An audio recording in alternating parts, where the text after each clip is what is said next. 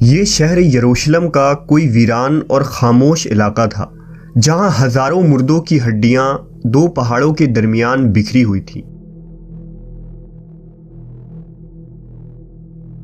ایک بزرگ پہاڑ کے ایک اونچی چوٹی پر کھڑے تھے اور اللہ کے بارگاہ میں ہاتھ اٹھائے دعا میں مصروف تھے۔ ہر مخلوق اس منظر کو حیرت زدہ ہو کر دیکھ رہی تھی کہ اچانک ہواؤں میں خنکی بڑھنے لگی اور میدان میں بکھری ہڈیاں حرکت میں آ گئی۔ ان بوسیدہ ہڈیوں میں گویا جان آ گئی اور وہ آپس میں جڑنے لگے۔ موت کی یہ خوفناک وادی میں ایسا کیا ہوا جو قوم بنی اسرائیل کے لیے عبرت کی نشان بن گئی؟ وہ بزرگ کون تھے جن کی دعا سے یہ معجزہ پیش آیا؟ آج ہم اس ویڈیو میں حضرت حزقیل علیہ السلام اور موت کی وادی کے اس قرآنی واقعے کو تفصیل سے جانیں گے۔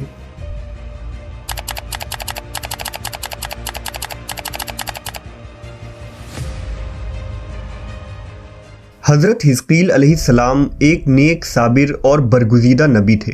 حضرت حزقیل کے والد کا نام بوزی کاہن تھا، جبکہ بعض نے لکھا کہ آپ حضرت یرمیہ علیہ السلام کے بیٹے ہیں۔ عبرانی زبان میں حزقیل کے معنی اللہ کی قدرت کے ہوتے ہیں۔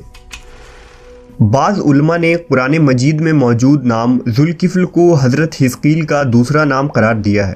حضرت حزقیل کی بعثت کا زمانہ 622 قبل مسیح کا ہے۔ روایتوں سے پتہ چلتا ہے کہ آپ علیہ السلام ابھی بچے تھے کہ والد کا انتقال ہو گیا۔ جب آپ کی بعثت کا زمانہ قریب آیا تو والدہ بہت ضعیف اور بوڑھی ہو چکی تھی، اس لیے بنی اسرائیل کے لوگ آپ کو ابن العجوز یعنی بڑھیا کا بیٹا کہہ کر پکارتے تھے۔ حضرت حزقیل حضرت موسیٰ علیہ السلام کے تیسرے خلیفہ تھے جو منصب نبوت پر سرفراز کیے گئے تھے۔ حضرت موسیٰ کی وفات کے بعد آپ کے خلیفہ اول حضرت یوشع بن نون ہوئے۔ ان کے بعد حضرت کالب بن یوحنا نے بنی اسرائیل کی امامت کی اور پھر ان کے بعد حضرت حزقیل علیہ السلام حضرت موسیٰ کے جانشین اور نبی ہوئے۔ دراصل حضرت موسیٰ علیہ السلام سے حضرت عیسیٰ علیہ السلام تک کے اس طویل عرصے میں اللہ نے بنی اسرائیل میں بہت سارے پیغمبروں کو مبعوث فرمایا جن کی درست تعداد کا علم صرف اللہ عز و جل کو ہے۔ ان میں سے چند پیغمبروں کا تذکرہ قرآن مجید میں ہے، بعض کا تفصیل سے تو کچھ کا مختصر ذکر ہوا ہے، لہٰذا حضرت یوشع اور حضرت حزقیل علیہ السلام کا نام قرآن مجید میں موجود نہیں ہے۔ البتہ بعض واقعات کے ضمن میں ان نبیوں کا ذکر احادیث اور اقوال میں ملتے ہیں۔ حضرت حزقیل نبوت کے عہدے پر فائز ہوئے تو بنی اسرائیل میں سرکشی اور نافرمانی عام تھی۔ جھوٹ، منافقت، رشوت خوری، حسد، کینہ معاشرے میں سرایت کر چکی تھی۔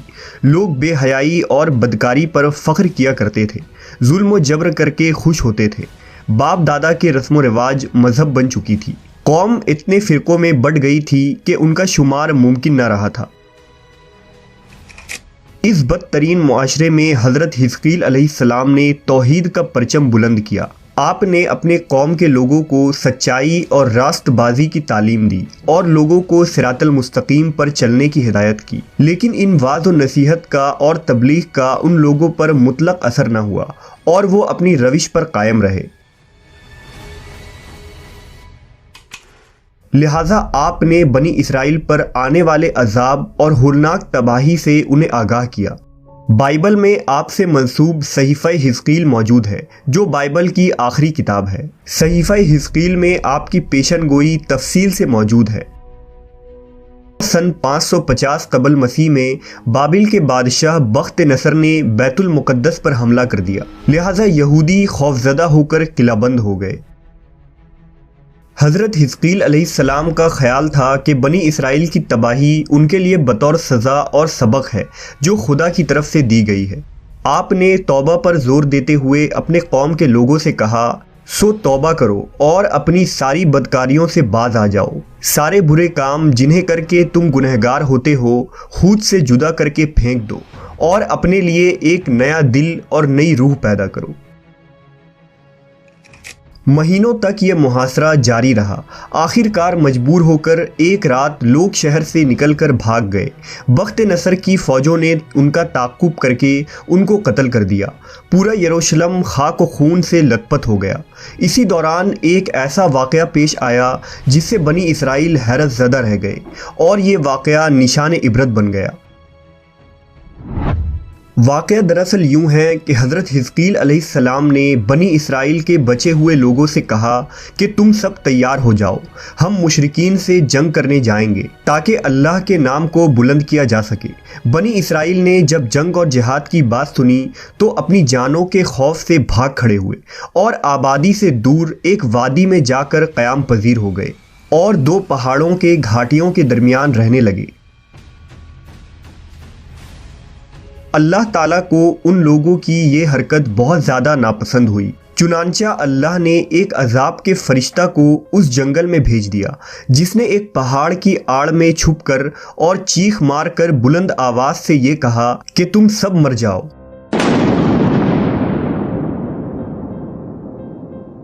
اس بھیانک چیخ کو سن کر سب کے سب لوگ وہیں مر گئے، جن کی تعداد 70,000 تھی۔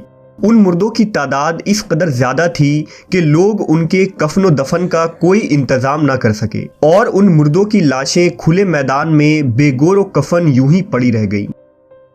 کچھ عرصے بعد یہ لاشیں اسی طرح پڑی رہنے کی وجہ سے سڑنے لگی اور بے انتہا بدبو سے پورے جنگل بلکہ اس کے اطراف میں بدبو پیدا ہو گئی۔ کچھ لوگوں نے ان کی لاشوں پر رحم کھا کر چاروں طرف سے دیوار اٹھا دی تاکہ یہ لاشیں درندوں سے محفوظ رہیں۔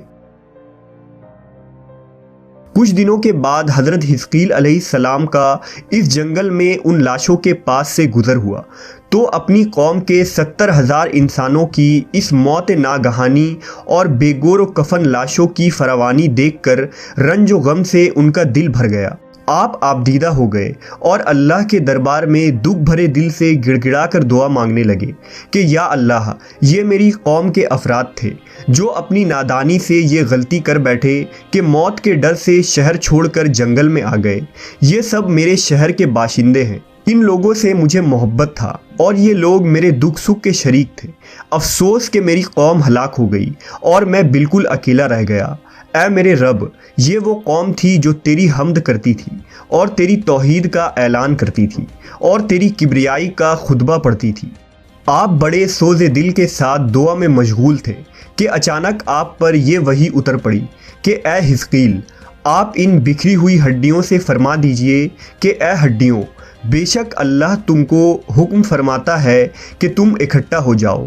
یہ سن کر بکھری ہوئی ہڈیوں میں حرکت پیدا ہوئی اور ہر آدمی کی ہڈیاں جمع ہو کر ہڈیوں کے ڈھانچے بن گئے۔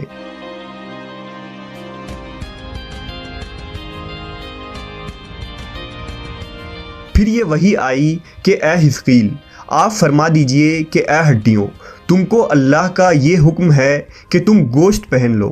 یہ کلام سنتے ہی فوراً ہڈیوں کے ڈھانچوں پر گوشت پوش چڑھ گئے۔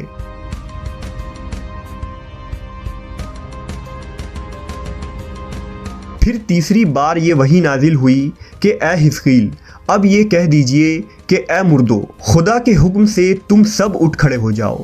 چنانچہ آپ کے زبان سے جیسے ہی یہ کلمات جاری ہوئے، 70,000 لاشیں یکدم اٹھ کھڑی ہوئیں اور تمام لوگ پھر سے زندہ ہو گئے۔